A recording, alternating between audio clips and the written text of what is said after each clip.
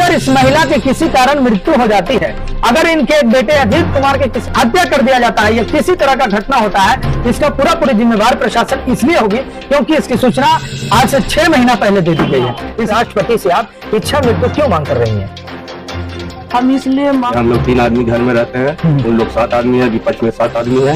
ये लोग सातों मिलकर चारों तरफ से घेरे हुए रहते हैं और हम पर भी अटैक करना चाहते हैं, माँ पर भी अटैक करना चाहते हैं। आप 15 लाख का जो एफडी आपके पति ने बनवाया आपके बुढ़ापे के जीवन यापन के लिए, तो ऐसा भी तो आप कर सकते हैं कि सभी बेटा बेटी को बराबर उसमें अधिकार दे दें। हालांकि इस मामले को सिटी एसपी, एसएसपी और तमाम पदाधिकारी स्थानीय प्रशासन को भी दे दिया गया है और अभी तक लगभग कोई सुनवाई नहीं हो पाई। नमस्कार, जय हिंद। आप देख रहे हैं फायर न्यूज भारत और न्यूज 24 नेशन।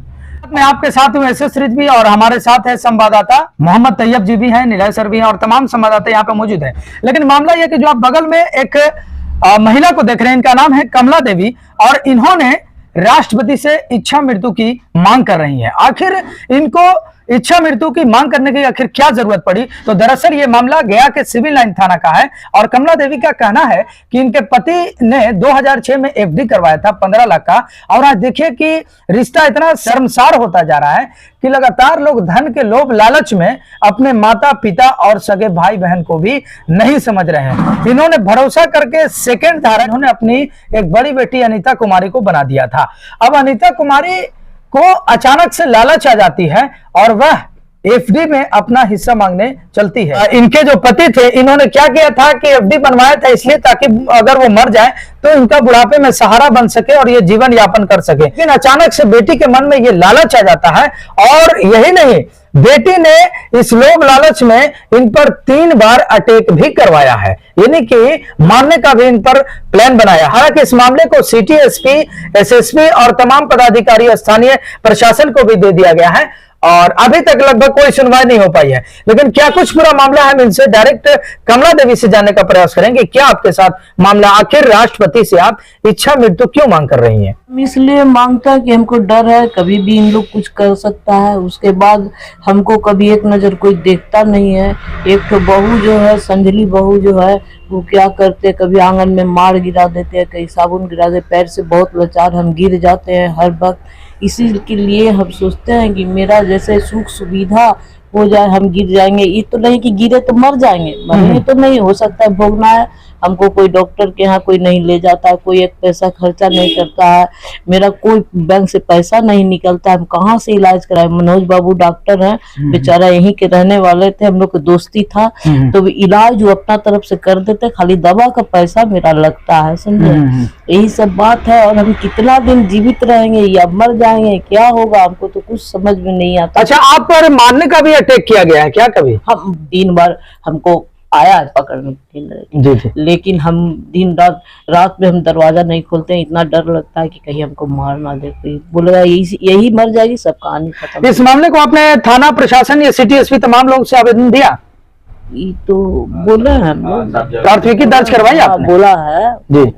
लेकिन वहाँ क्या बोलते हैं उन लोग, जो एसपी साहब हैं या और कोई है, तो भाई बहन का मामला हम लोग क्या करेंगे? ये कोई तरीका हुआ? जब हम आपके दरवाजा खटखटाए, ये तो तरीका नहीं। आप बोलिएगा कि भाई बहन के मामला है, इसको कोई आप लोग मैंने कोई उसका अथी नहीं किए। हम निराश होकर लौट के चला है, दिन भर वहाँ थाना में जाके बैठे रहते हैं, लेकिन कोई सुनवाई नहीं है। हम बहुत कष्ट में, हमको इस कष्ट से उद्धार कर दीजिए। पैसा बहुत बड़ी चीज है, जब माँ बेटी का रिश्ता नहीं, भाई बहन का रिश्ता नहीं, कोई रिश्ता नहीं, तो पैसा क्या कीजिएगा? अच्छा, आप 15 लाख का जो एफडी आपके पति ने बनवाया आपके बुढ़ापे के जीवन यापन के लिए, तो ऐसा भी तो आप कर सकते हैं कि सभी बेटा बेटी को बराबर उसमें से अधिकार दे दें, तो ऐसा क्यों नहीं किया? तो जैसे ऑब्जेक्शन तो आप इन लोग उठाया है, वो भी हम कहे कि देखो लड़ाई झगड़ा नहीं करो, कि पैसा हम लेके नहीं जाएंगे, जब तक है हमको इलाज उलाज करवा दो, सब कुछ करवा दो, अब फिर सब जैसा काम होगा 2 लाख 4 लाख सबको हम दे के तब जाएंगे, ऐसे नहीं जाएंगे। ये मामला जो आपके पति ने कब ऐसा किया? 2006 में आपको क्या कह के उन्होंने ये एफडी करवाई थी? हमको कुछ नहीं कहते थे, चूंकि कि हम बहुत बीमार रहते थे। हम तो कहते इसका कोई भरोसा नहीं, कब मर जाएगी, क्या करेगी। बेटी को सब कुछ दे के चले गए और यही मामला गड़बड़ा गया। बेटी को लालच हो गया, भाई बहन दोनों मिल के ये सब मामला खड़ा कर दिया है, समझे।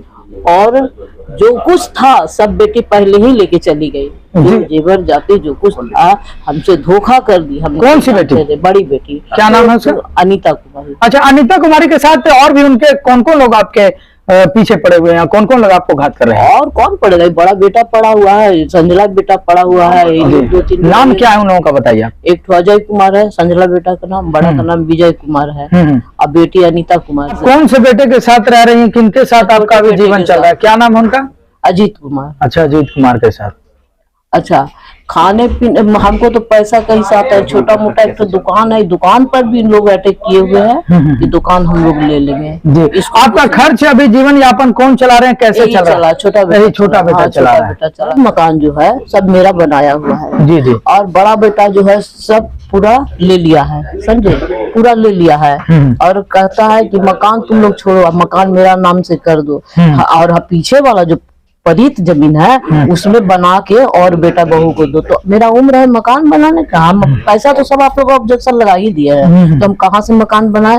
कोई तरीका हो गया कि हम आपको मकान बना के दे? बना हुआ मकान हमारा नहीं है और फिर बना के दे।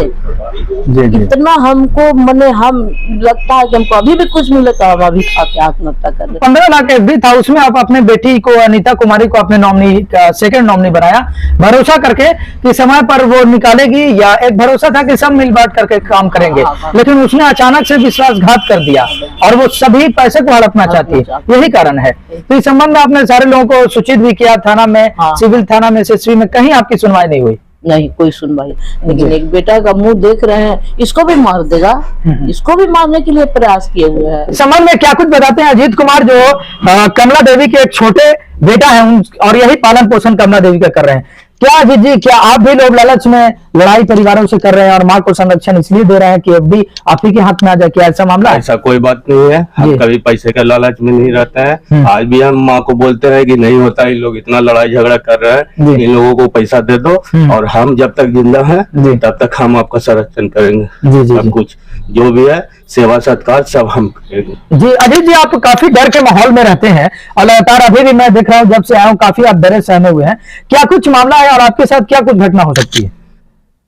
हम और हमारी माँ और हमारी पत्नी, ये हम लोग 3 आदमी घर में रहते हैं, उन लोग 7 आदमी है, विपक्ष में 7 आदमी है। ये लोग सातों मिलकर चारों तरफ से घेरे हुए रहते हैं और हम पर भी अटैक करना चाहते हैं, माँ पर भी अटैक करना चाहते हैं और हमारी पत्नी पर भी अटैक करना ये लोग चाहते हैं। ये लोग सोचते हैं कि ये लोग यहाँ से निकल जाए, निकलने के बाद जो भी संपत्ति है वो हमारा हो जाएगा। और परसों हमारे बड़े भाई साहब बोले कि माँ को मार दो, माँ को मारने के बाद ये जमीन हमारे नाम से कर दो, तुम चलो नगर निगम में मेरा नाम चढ़ा दो इस पर। सो घर का हम बड़ा बेटा है, बुढ़िया मर जाएगी तो इसके मरने के बाद मेरा ही होगा ना, बुढ़िया को मार दो, हम मेरा नाम से हो जाएगा। अच्छा ठीक है, एफडी के संबंध में हमको संक्षेप में जानकारी दीजिए कि क्या कुछ मामला है? 15 लाख एफडी को लेकर के क्या मामला है? एफडी का मामला ये है कि हमारे बाबूजी का नाम से एफडी था और हमारी सिस्टर जो थी वो सेकंड होल्डर थी। हमारे बाबूजी डेट किए 2006 में। 2006 में डेट करने के बाद हमारी माँ का नाम फर्स्ट होल्डर में है, सेकंड होल्डर में हमारी सिस्टर का नाम है। पिताजी को डेट करने के बाद माँ फर्स्ट होल्डर हो गई, सेकंड होल्डर सिस्टर हो गई। ये होने के बाद अभी 2022 में हमारी सिस्टर को पैसे का लालच हो गया और हमारे बड़े भाई, संजली भौजाई, बड़ा भतीजा अंकुर कुमार, ये सब मिलके एक षड्यंत्र रच के पैसे का लालच बना के और माँ के पैसे पे ऑब्जेक्शन बहन के साथ मिलके ये लोग जाके बैंक मैनेजर दीपक कुमार गुप्ता के साथ मिलके ये लोग हम बैंक में जाके। आखिर आप लोग मिल बांट के बराबर भाग में क्यों नहीं बांट देते? क्योंकि संपत्ति पति ने पत्नी को दिया है तो अधिकार बनता है कि सभी को बराबर बांटा जाए, तो आप लोग बराबर क्यों नहीं बांट लेते सबके बीच में? माँ बोलती है कि हम क्यों इन लोग बेटा बेटी को संपत्ति देंगे, जो ऐसा बेटा बेटी भगवान पैदा किए हैं, जो माँ बाप को कभी देखा नहीं। ये लोग 10 रुपए का दवाई लाके नहीं दिया, दिन भर माँ बेटा हम लोग भूखे रहते हैं, एक टाइम कोई खाना हम लोग को लाके नहीं देता है और 3 बार मारने के लिए अटैक कर दिया है। ये हमारी पति का पैसा है, हम इन लोगों को क्यों देंगे? जो हमको देखभाल नहीं करता हम उसको क्यों देंगे पैसा हम उसी को देंगे, या जो भी हम देंगे जो हमको करेगा हम उसको देंगे पैसा। इन लोगों को हम 1 रुपया नहीं देंगे। और इन चलिए, आप लोगों की क्या मांग है और अंतिम मांग आप क्या करना चाहेंगे? हम लोगों की मांग यही है कि प्रशासन से अनुरोध करते हैं कि वो माँ का जो ऑब्जेक्शन लगा हुआ है वो हमारी सिस्टर से ऑब्जेक्शन हटवा दे। ऑब्जेक्शन हटवाने के बाद जो भी घर में लफड़ा है वो लोग सुलह करवा दे बढ़िया से। सुलह करवाने के बाद और हम लोगों को कोई इन लोग से अच्छी नहीं, आपत्ति नहीं है। और इन लोगों से जान माल का हम लोग को सुरक्षा चाहिए, क्योंकि हम लोगों को डर रात में बना हुआ रहता है कि कभी ये लोग सोए हुए में अटैक कर देंगे हम लोग के ऊपर। हम लोग को कोई विश्वास नहीं है, क्योंकि माँ के ऊपर 3 बार बड़े भाई अटैक कर चुके हैं। इसलिए हम लोगों को इस डर का एप्लीकेशन आवेदन आपने दिया है कि हमारे साथ ऐसा किया जाए? का एप्लीकेशन एसपी मैम को दिए हैं, सिविल लाइन थाना में दिए हैं, डीएसपी के पास गए हैं। डीएसपी साहब बोल दिए कि हमको इससे कोई मतलब नहीं है। डीजी साहब को दिए हैं, आईजी साहब को, कि डीजीपी से बात हुई है, ये सबसे बात हुई है, लेकिन ये लोग इस मामले पर कोई एक्शन लेना नहीं चाहते हैं। सिविल लाइन थाना में जाते हैं हम लोग तो कभी वो कुर्सी पर, कभी वो कुर्सी पर, कभी वो कुर्सी पर, और थाना इंचार्ज से कभी भी भेंट नहीं होती है हम लोगों को। यहाँ पर सवाल सबसे बड़ा ये बन रहा है कि जो एफडी 15 लाख की बनाई गई थी वो दरअसल इनके सुख सुविधा और जीवन यापन के लिए बनाई गई थी, और इनको जीवन में कभी किसी बेटा बेटी ने सुख दिया नहीं, तो आखिर उनको हिस्सा क्यों दे? इनका ये सवाल बनता है। और सबसे बड़ा यहाँ पर सवाल आता है कि जो महिला आप कमला देवी को देख रहे हैं, ये गया जिला समाहरणालय के मात्र 1 किलोमीटर दूरी पर है। सिविल लाइन थाना अंतर्गत ये पड़ता है। ये जगह का नाम है कालीबाड़ी, और यहाँ से अगर कुछ दूरी पर आप जाएंगे तो जीतन राम मांझी का ही आवास मिलेगा गोदावरी, उसके ठीक 500 मीटर पीछे ये घर है। समाहरणालय के 500 मीटर आगे, यानी कि उनके बीच में ये पड़ता है। और ये जो महिला आप कमला देवी को देख रहे हैं, ये मांग कर रही है राष्ट्रपति से इच्छा मृत्यु वाली बात है। कितनी बड़ी बात है कि लोगों का जान माल का खतरा बना हुआ है और कभी भी लोगों पर बड़ा अटैक किया जा सकता है। हालांकि इसकी सूचना आवेदन जो है प्रशासन को दे दी गई है। अगर इस संबंध में कोई भी तरह की अप्रिय घटना घटती है तो हमें लगता है कि पूरी जिम्मेदार प्रशासन ही होगा। धन्यवाद। इसी तरह आप देखते रहिए फायर न्यूज भारत और न्यूज 24 नेशन। मैं आपके साथ ऐसे धन्यवाद।